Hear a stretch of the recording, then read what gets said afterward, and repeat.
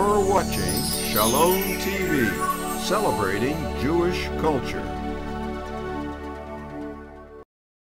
Funding for Shalom TV has been provided by the following.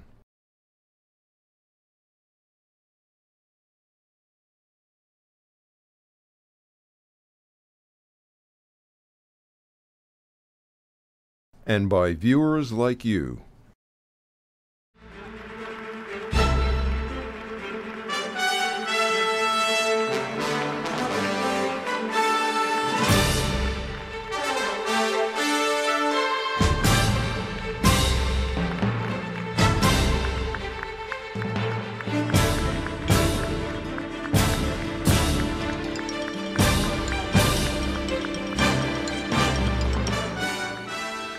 I'm Mark Golub, and from the Convention Center in Washington, D.C., one of the largest convention centers in the country, the largest in the nation's capital.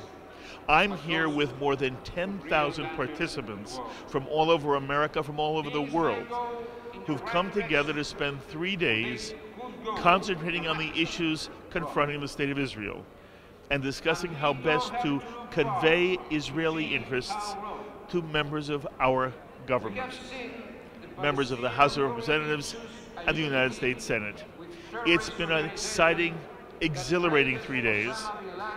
The participants here have seen President Barack Obama, Prime Minister Benjamin Netanyahu, the leaders of the House of Representatives and the United States Senate, and some extraordinary men and women, Jewish and non-Jewish, all of whom have spoken about how important it is to work for the security and the vitality of the State of Israel. I'm standing now with Rachel Warshofsky from Baltimore, Maryland. Rachel, for you, what were one or two of the most moving moments of the AIPAC 2011 Policy Conference? Well, first of all, the enormity of the crowd, the support, the love for Israel and for the United States and Israel relationship has just been overwhelming and moving. Last evening we heard from two soldiers, an American and an Israeli, who were wounded in battle, who went on a trip together in Israel, a bike ride trip. And to be able to see the connection between these two soldiers and to see that they really are comrades in arms, fighting for the same values and with the same love of democracy and freedom and security in their hearts was beautiful, so touching. Rachel, what brings you to AIPAC? I've always felt that the American-Israeli relationship is paramount, and AIPAC is the meta cause that supports the strength and the stability of that relationship, and there's no other organization that can top the work that AIPAC is doing. Did any of the breakout sessions, did you find any of them particularly helpful for you or not? Yes, I attended one from Senator Kirk yesterday, who's sponsoring legislation to put teeth to the sanctions against Iran, and that really felt strengthened my resolve when I go to visit my representatives today. Rachel, from Baltimore, Maryland, again, one of the 10,000 individuals here supporting the State of Israel at AIPAC. I'm standing with Lisa Sheridan from Skokie, Illinois. You have a lot of admirers here. Yeah, we brought a group of 50 students from the Chicagoland area. That's wonderful. Are you a student? I am not. I'm a chaperone on the trip. Okay. Where are your students from? They're from all of the Chicagoland area and the suburbs and the city. How did they react to being here? For most of them, was it their first time? Yes. There are a handful of kids who came on our trip last year, but for the majority of them, it's their first time. They absolutely loved it. It's a very rewarding, positive experience for them, and for many of them, it is one of their first entrees into Israel and Israel advocacy. What was one or two of the most moving moments for you of this conference?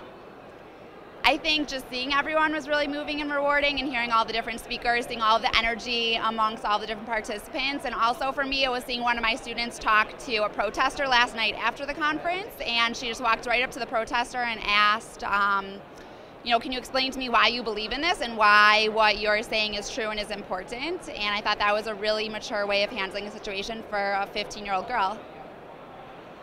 You know, there are many people who weren't able to be here. Yes. Lisa, if you had to put your finger on what the important message of these 3 days has been, Yep. how would you summarize that message? I think it's really easy. We've heard it for 3 days straight. America and Israel are better together. Lisa, thank you very, very much. Thank you.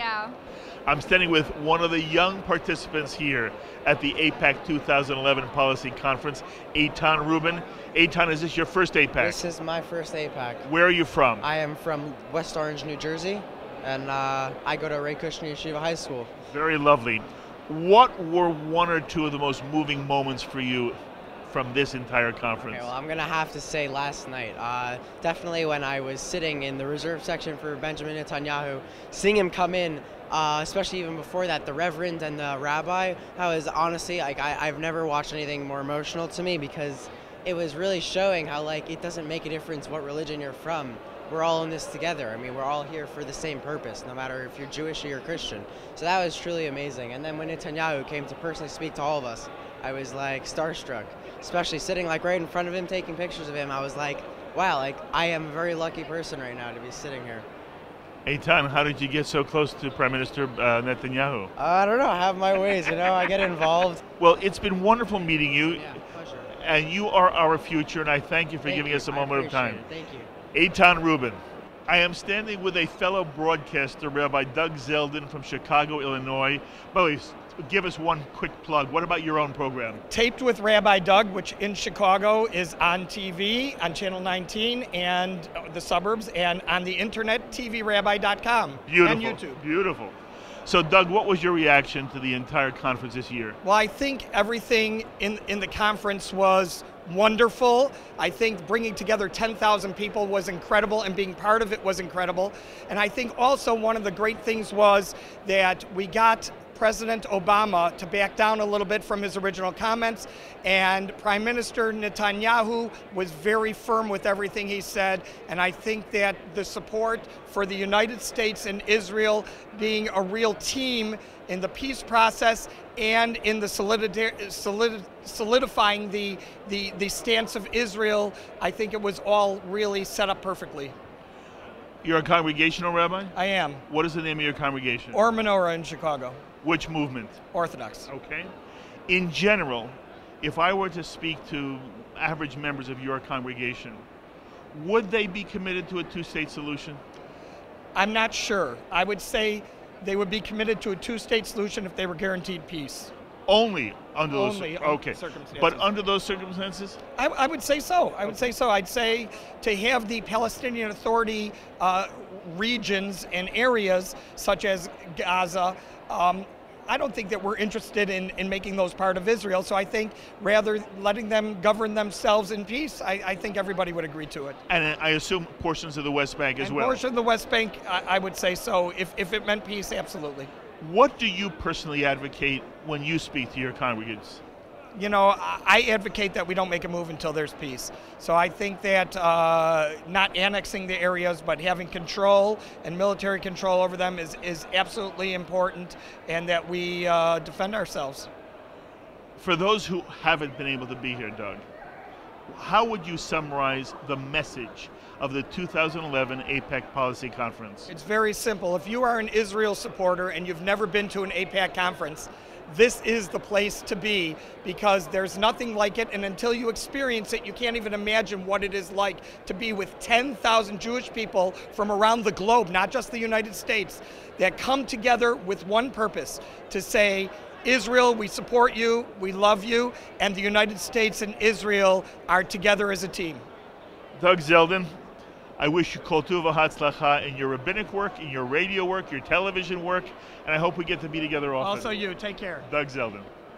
I'm standing with Todd Richmond from Roslyn Heights, New York.